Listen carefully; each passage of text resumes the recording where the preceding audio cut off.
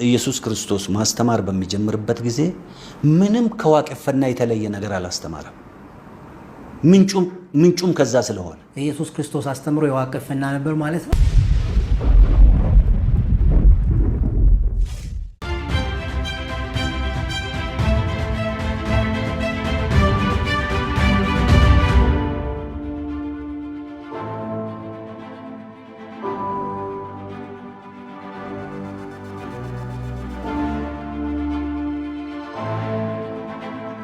ክርስቶስ ማስተማር በሚጀምርበት ጊዜ ምንም ከዋቄፈና የተለየ ነገር አላስተማረም። ምንጩም ከዛ ስለሆነ ኢየሱስ ክርስቶስ አስተምሮ የዋቄፈና ነበር ማለት ነው። የኢየሱስ ክርስቶስ አስተምህሮት ከዋቄፈና የተቀዳ ነው እያሉ ነው ዶክተር? yes ማስረጃ በጣም ጥሩ። ወይ እኔ የተወሰነ ሰጣለሁ፣ አንተም ከእሱ ካስተማራቸው ውስጥ የሆነውን ብትጠቅስ እንዴት እንደሆነ አገናኝልህ ነበር። ግን ከዚሁ ጋር የተገናኘ ከሪቹዋል ጋር የተገናኘውን እናንሳ። አሁን ነው ብጥብጡ የተጀመረው። እሺ ከሪቹዋል ጋር የተገናኘውን ብናነሳ ኢየሱስ ክርስቶስ ሪቹዋል ከኔ ውጪ አታምልኩ ብሎ ረግሟል፣ አልተቀበለም ብለው አዛብቶ ኢንተርፕሬት የሚያደርጉ ሰባኪዎች ተናግሮ ሰዎች በዚህ ውስጥ ነው ያሉት። በኋላ መቼ ነው የተወሰነ እሱንም የሚለውን እናያለን። ፈርስት ኦፍ ኦል ኢየሱስ ክርስቶስ ሪቹዋል አታድርጉ አላለም። የትም ቦታ ብትሄድ የምታደርጉትን ሪቹዋል ስታደርጉ ከልብ መሆን አለበት፣ መንፈሳዊነት መኖር አለበት፣ ላይምሰል መደረግ የለበትም፣ ፍቅር ሊኖርበት ይገባል ነው ያለው። ይሄ ደግሞ ትልቁ የዋቄፈና እሴት ነው። አሁን የምታየው መጀመሪያ ሰው ታርቆ ነው የሚሄደው፣ ቁርሾ ይዞ አይሄድም። የሚሄደው ከልቡ ፈጣሪን ለማመስገን ነው፣ ለማስመሰል አይደለም። ስለዚህ ኢየሱስ ያስተማረው ያለው ለማስመሰል አትስሩ፣ ልባችሁ ፈጣሪ ጋር ይሁን ይሄንን ሲሰሩ እንጂ ዝም ብላችሁ ለመብላት ለመጠጣት ለፈንጠዝያ መሆን የለበትም። ዋቄፈና እምነት ምክንያቱም ለምንድን ነው ይሄንን ማነሳው? ከውሃ ጋር የተገናኘ ነገር አንስተውልኛል። ስለዚህ ውሃው ቦታ ላይ ይሄዱ which means አሁን ይሄ ምንድነው በጥናቶች ውስጥ እንደነዚህ አይነት ነገሮች ከምን ጋር ይያያዛሉ? ቅድም እርሶም እንዳሉት የትራዲሽናል ወይም ደግሞ ባህላዊ እምነቶች ተብለው ነው የሚያዙ። ስለዚህ እነዚህ ባህላዊ እምነቶች ውስጥ ያሉ ሪቹዋልስ ወይም ያሉት ሃይማኖታዊ ስርዓቶች somehow ከሌላ ነገር ጋር ይያያዛሉ ተብሎ ጥያቄ ይነሳባቸዋል። ስለዚህ ይሄኛው ባህላዊ ሃይማኖት ምንለው ዋቄፈና አይደለም፣ ከነዚህ የተለየ ነው የሚያመልከው አምላክ እንዲህ አይነት። ለምንድን ነው የተለየ? እየነገርኩህ ነው እኮ አንድ ነው። አንተ የምትለው እኮ ይኸውልህ ምንድን ነው ያልከው? ፈጣሪ ብለህ የፈጣሪን ባህሪ ገለጽክ አይደል? በዋቄፈናም ይሄው ነው የተወሰደውም ከዋቄፈና ነው ብያለሁ። ኢየሱስ ሲያስተምር ግዴለም ቆይ እንመጣበታለን። መቼ እንዳዛቡበት መቼ ኢየሱስን አስተምሮ እንደተዛባ ይነግራለሁ።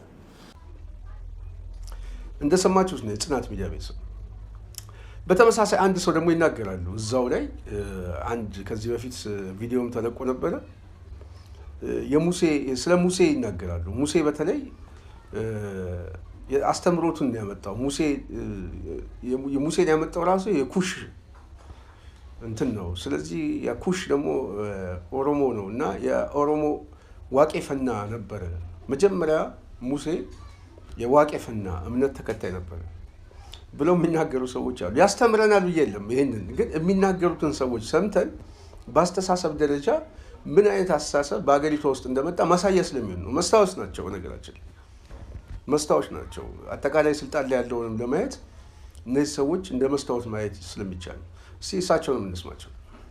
ዮተሬ ዋቄፈታ ነው የሚያያይዘውን ነገር እንደው ታሪካዊ ማስረጃ እንደው ማንሳት እንችል ይሆነው ብዬ ነው። ይኸውልህ እንግዲህ እኛ በምንድነው በአፈ ታሪክ ከአባቶች ሲወርድ ሲዋረድ የነበረ ነገር ነው። ይሄ ተመልሼ መናገር የሚፈልገው ነገር አለ። ዋቄፈና አሁን አዲስ እንደመጣ ወይም መጤ ተደርጎ የሚታየው ከክርስቶስ ልደት በፊት በተለይም አንድ ምናልባት ሌሎችን ሊያስቆጣም ይችል ይሆናል፣ ግን መግለጽ የሚገባው መካድ የሌለብን ነገር ሙሴ የኩሽ ሰው እረኛ ነበር። እዛ ቆይቶ የተወሰኑ ዓመታትን እዛ ቆይቶ በጣም ጥሩ ቀልብ ያለው ጥሩ ስነ ምግባር ያለው ሰው በመሆኑ ያ እሱ ከብት ሲጠብቅለት የነበረው ሰው ዋቄፈታ ስለሆነ የኩሽ ልጅ ስለሆነ እሱ ጋር በቆየበት ሰዓት ያ ሰው እንዴት ፈጣሪን እንደሚያመልክ ተራራ ላይ ወጥቶ እንዴት ወንዝ ወርዶ እንደሚያመልክ ጠዋት ሲነሳ እንዴት አምላክን እንደሚጸልይ ሲተኛም ሲነሳም እንዴት እንደሆነ ከዛ ይማሪና እኚህ ሰው ሙሴ ለመሄድ በሚፈልግበት ጊዜ የራሳቸውን ልጅ ዮተሬ ይባላሉ። የራሳቸውን ልጅ ሳፑራ ወይም ጃፑራ የምትባለዋን ድሮውላት ይዞ ወደ ሀገሩ በሚመለስበት ጊዜ የእሱ ሕዝብ በዛን ሰዓት ተቸግሮ ወደ ግብፅ ያለበት ሁኔታ ይታወቃል። ወደዛ የተመለሰው ከዚህ አኳያ ነው። እዛ ተምሮ ነው የሄደው ሙሴ ሄዶ ያን የራሱን ሕዝብ ከተቸገሩበት ቦታ አንስቶ ይዞ በሚሄድበት ጊዜ ወደ ሲና ያሉትን ሴና ነው የሚቆጡትም እንግዲህ ይቅርታ ያርጉልኝና ይሄ ያለው ሲወርድ ሲዋረድ የመጣ ከአባቶች የሰማን የሚታወቅ ትልቅ ነገር ስለሆነ ሲና በረሃ ሲና ተራራ የሚባሉት ሴና ነው ተብሎ ነው የሚታወቀው።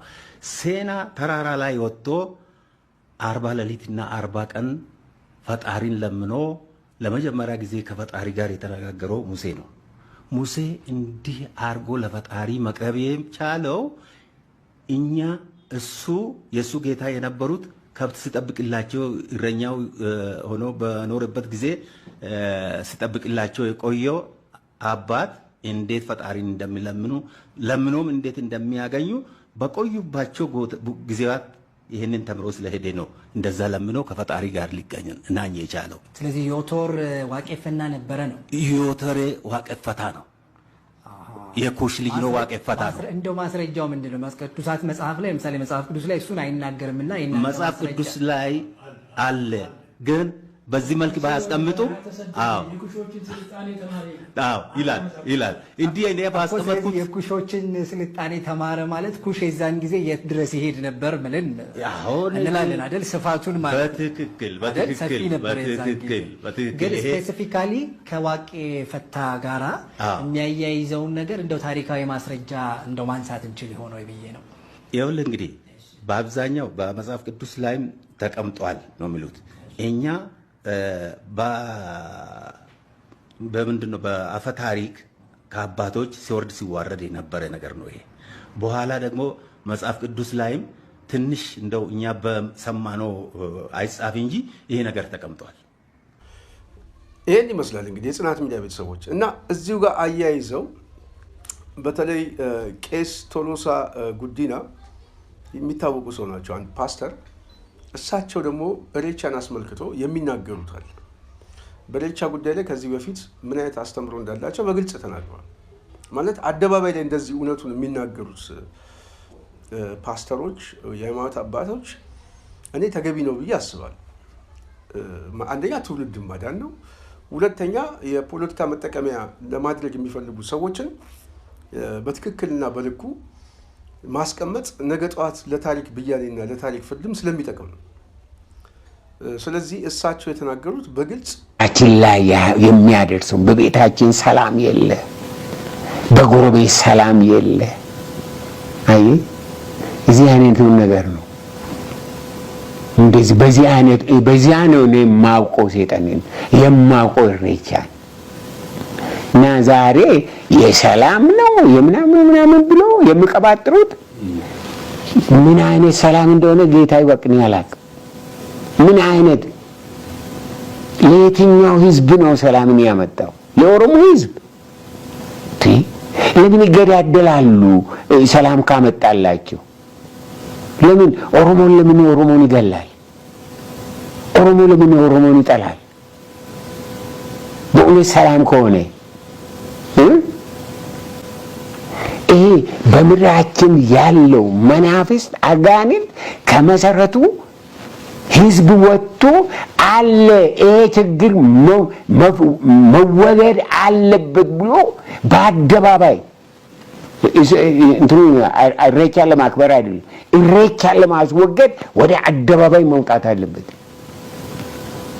ገዳይ የገዳይ ለማንም የማይራራ ሰዎች ይቃዣሉ። ሌሊቱን በሙሉ በቀደም ዕለት ከዶክተር በቀለ በዳዳ ጋር ኢንተርቪው እናወራ ነበረ። ሌላ ደግሞ አሁን ሌላ ወንድም በዛ ሁኔታ ውስጥ ያደገ የምን ሰላም ነው? የምን እረፍት ነው? የምን ባህል ነው? የሰይጣን ባህል የህዝቤ ባህል እንዲሆን እኔ አልፈልግም።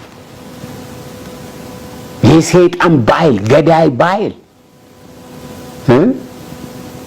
የህዝቤ የእስራኤል አምላክ እግዚአብሔር ከማንኛውም አይነት ከአጋንንታዊ ባህል የኢትዮጵያን ህዝብ ነፃ ያውጣው። የኔ ጸሎትና የኔ አቋም እንደዛ ነው። በተለይ እንግዲህ እርስዎ ይህንን የኢሬቻን በዓል በድፍረት ነው የሚናገሩት፣ ከአጋንንት እንደሆነ ትክክል እንዳልሆነ። አንዳንዶች ደግሞ የሰውን ሃይማኖት መቃወም ነው፣ የሰውን ሃይማኖት መንካት የለብንም የሚል ደግሞ አንዳንድ ሀሳብ ይነሳል። በዚህ ጉዳይ ላይ ተቃውሞ ወይም የገጠሞት ነገር የለም? እርስዎ በቀጥታ ይህን በመናገሮት በአብዛኛው ሰው የሚደግፈው ነው ተብሎ ስለሚታሰብ ይሄ እኮ ያነበብኩት አይደለም፣ በወሬ የሰማሁት አይደለም፣ እኔ በዓይኔ ያየሁት።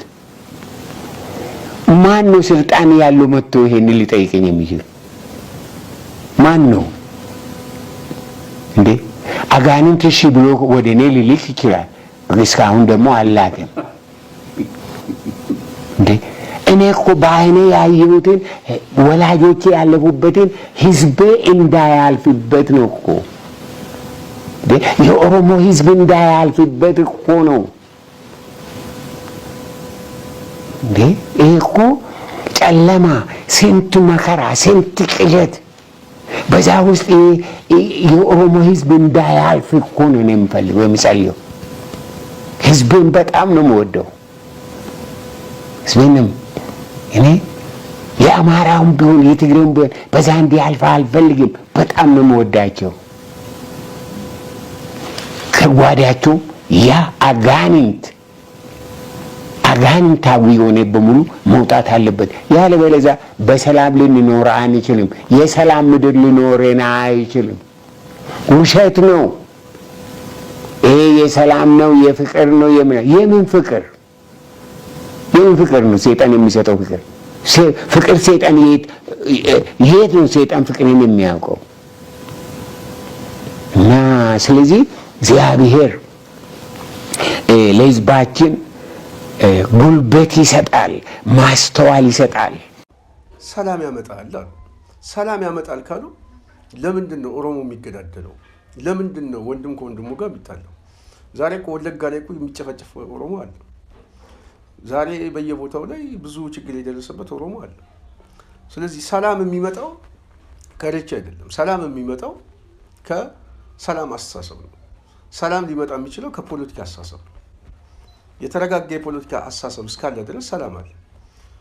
በቀውስ ውስጥ የታጀበ የፖለቲካ አስተዳደር ግን ካለ ሁል ጊዜ ግጭት አለ። ስለዚህ እስካሁን ኢትዮጵያ ውስጥ ያለውን ግጭት ኢሬቻ አላስቆመው። 1 ሚሊዮን ምናምን ወጣት ያለቀበት የትግራይ ጦርነት ኢሬቻ አላስቆመው። በአማራ ክልል ላይ ያለውን ጦርነት ኢሬቻ አላስቆመው። ኦሮሚያ ላይ ያለውን ጦርነት ኢሬቻም እያስቆመው አይደለም። ስለዚህ ስለ የትኛው ሰላም፣ ስለ የትኛው መቻቻል ነው የሚነግረን? አንድ ሁለተኛ፣ ሰላምና መቻቻል ነው የምንሰብከው እንኳን ቢባል ለሰላምና ለመቻቻል እኮ ማሳያ ቢያንስ ዛሬ በአመለካከታቸው የታሰሩ በብሔራቸው የታሰሩ የፖለቲካ እስረኞች በየእስር ቤቱ አሉ። የትኛው እስረኛ ተለቆ ነው እስቲ ስለ ሰላም ስለ ፍትህ ነው? እና አንዳንድ ጊዜ የማይመስል ነገር መናገሩ ተገቢ አይደለም። እኚህ ሰው የተናገሩት ትክክል ነው። ሃይማኖታዊ በዓል ነው። ሃይማኖታዊ በዓል በዋናነት መንግስታዊ ሽፋን የተሰጠው ለፕሮፓጋንዳ ነው። አዲስ አበባን ለመጠቅለል ነው። የአዲስ አበባን ፖለቲካ ላይ የበላይነት የኦሮሞ የገዢ መደብ የበላይነትን ማሳየት ነው። ኦሮሞን እንደ ተረኛ ማየት ነው። ኦሮሞ ጊዜውም ስልጣኑም ባንኩም እጅ ላይ ነው ያለው የሚል ሜሴጅ ለማስተላለፍ ነው። ይሄ ፕሮፓጋንዳ ግን በይዘት እና በነገ ጠዋት የፖለቲካ ህይወቱ ለኦሮሞ ህዝብ አይጠቅመውም። የማይጠቅመው የትግራይ ኃይሎች ከዚህ በፊት ፖለቲካውን በያዙበት ሰዓት የበላይነታቸውን ለማሳየት ሲጠቀሙበት የነበረው የግንቦት ሃያ ትርክት የፈጠረባቸው ፖለቲካዊ ቀውስ ምንድን ነው ብሎ ወደኋላ ማየት የቅርብ ጊዜ ትዝታ ነው። የህወሓትን ፖለቲካ ማየት በጣም ጥሩ ነው። በውጤት ደረጃ አትርፎበታል። ስለዚህ የኦሮሞ ፖለቲካ በውጤት ደረጃ ያተርፍበታል። ይህንን እንግዲህ ማሰብ የልሂቃኑ ድርሻ ነው። ለማንኛውም የጽናት ሚዲያ ቤተሰቦች እንግዲህ እንደሰማችሁት ይመስላል የዛሬ ፕሮግራማችን በዋናነት እዚህ ጋር ከኢሬቻ ጋር በተያያዘ ይህንን ይመስላል። ሁለተኛውና ባጭሩ መናገር የምፈልገው ብልጽግና በዋናነት በተለይ ቤተ አማራ ወሎ ላይ ሰሞኑን በደረሰበት ከፍተኛ የሆነ ወታደራዊ ድል፣ ፖለቲካዊ ድል ሽንፈቱን ማካካስ በወታደራዊ አቅም ሲያቅተው ማህበረሰባዊ ግጭት ለመፍጠር የተለያዩ የሴራ ትንተናዎች እየጎነጎነ እንደሆነ ለጽናት ሚዲያ የደረሰ መረጃ ያሳያል። በዋናነት ሃይማኖታዊ ግጭት ለማስነሳት ተፈልጓል። በደቡብ ወሎ መካነ ሰላም አካባቢ ከሃይማኖት ጋር በተያያዘ ግጭት ለመፍጠር ባደራጃቸው ኃይሎች አማካኝነት የተለያዩ ጥቃት ተፈጽሟል። በተለይ ሙስሊሙ ማህበረሰብ ሆን ተብሎ በፋኖ እንደተጠቃ ለማስመሰልና ሃይማኖታዊ መልክ በማስያዝ ወሎን መሰነጣጠቅ፣ ወሎ ሲከፋፈል ክልል አድርጎ በማዋለድ ብልጽግና ሊጠቀልለው እንዳሰበ ግልጽ ነው። ያንን የፖለቲካ ሴራ ለመስራት በተለይ የቤተ አማራ ወሎ ሚኒሊክ ዕዝ የፈጸማቸውና እየፈጸመ ያለው ወታደራዊና ፖለቲካዊ ድሎች እጅግ በጣም አስቸጋሪ ሁኔታ ውስጥ ስለከተተው በተለይ ሙስሊሙ የሚበዛበት ኮሚኒቲ አካባቢ የተለያየ ሃይማኖታዊ ጥቃቶችን በማድረስ ከፋኖ ጋር በመቃቃር ማህበረሰባዊ መከፋፈል መፍጠር እንደተፈለገ ለጽናት ሚዲያ የደረሰ የመረጃ ምንጮች ያሳያሉ። ይሄንን ማምከን ያለበት አማራው ተመቻችቶ ለኦህዴድ ከተከፋፈለለት ኦህዴድ ይሰለቅጠዋል፣ ይበለዋል። ይሄው አሁን እያየን ነው። አሁን እንኳን በጦርነት ድባብ ውስጥ ሆኖ ምን አይነት ህዝብ እየጨፈጨፈ እንደሆነ እንዴ በድሮንም ባገኘው መሳሪያ ሰውን የሚገል የብልጽግና አገዛዝ በተመቻቸ የተረጋጋ ስልጣን ደግሞ ባለቤት የሆነ ሰዓት ደግሞ ምን ሊያደርገው እንደሚችል ግልጽ ነው። ስለዚህ የወሎ ህዝብ የአማራ ህዝብ ግልጽ የሆነ መስመርና አቋም ነው ያለው። ማንነቱ አማራ ነው፣ ደሙ አማራ ነው። ሙስሊሙም ክርስቲያኑም ለዘመናት ሲኖር የነበረ የማህበረሰብ ክፍል ነው። በጣም እንደውም ወሎ ምሳሌ የሆነች ለብዙ አካባቢ ምሳሌ የሆነ አካባቢ ነው። በጣም የሚያስደንቅ መቻቻል ያለበት አንዱ ከአንዱ ጋር አብሮ ተዋዶ ተፋቅሮ የሚኖር ማህበረሰብ ነው። ይህንን ማህበረሰብ ኦህዴድ መነጠል ከቻለ የአማራን ትልቁን እሴት የማዕዘን ራስ ማፍረስ ቻለ ማለት ነው። ስለዚህ ወሎ ነው ምሳሌ ሊሆን የሚችለው። ወሎን ለማዳከም የብልጽግና አገዛዝ የኦህዴድ አገዛዝ በከፍተኛ ስራ እየሰሩ እንደሆነ ግልጽ ነው። ይህን አስመልክቶ የአማራ መኮንኖችም በቅርቡ ተሰብስበው ይሄንን እድል መጠቀም አለብን ይላል። ይሄንን የሰላም እድል መጠቀም አለብን ብለው ስብሰባ ላይ ናቸው። ይሄ የሰላም እድል የሚሉት ይሄ ሰርጎ ገብነት ነው። ይሄ ሃይማኖታዊ ግጭት በመፍጠር የሚከፋፍሉትን አጀንዳ የመጨረሻ ካርድ አድርጎ ነው የወሰደው። አማራውን የሚከፋፍለው የመጨረሻው አንዱ ሃይማኖታዊ ካርድ ስናነሳ፣ ስለዚህ እስላሙን ከክርስቲያኑ ጋር እናጋጨው የሚል የሴራ ትንተና መጥቷል። ይሄንን ደግሞ ብአዴን እንደ ጥሩ እድል ተጠቅመን ህዝቡን ወደኛ ማምጣት አለብን የሚል ሰሞኑን በር ዘግቶ እየመከረ እንደሆነ እየተሰማ ነው። ስለዚህ አማራ መሸወድ የለብን። የኦህዴድን የብልጽግና አገዛዝ በማሸነፍ በነሱ ሽንፈትና በነሱ የስንብት ፖለቲካዊ ሞት ላይ አንተ ነገ ጠዋት የተረጋጋ ቤትን መስራት ይችላል። ስለዚህ ለዛ በቁርጠኝነት መታገል ነው። እስካሁን የሚከፈል መስዋዕትነት አለ። ይሄ የሚከፈለው መስዋዕትነት እንዳታረክሰው አማራ ተሰባስበህ ፊትህን ቀጥታ ኦህዴድ ላይ ብቻ ነው ማድረግ ያለብን። ወደኋላ አትሳብ። ወደኋላ እየተሳብክ ስትመጣ በጠላቶች ከመጥፋት ውጭ ሌላ ምርጫ የለም። ስለዚህ የአማራ ህዝብ ይህንን ሊገነዘብ ይገባል እንላለን።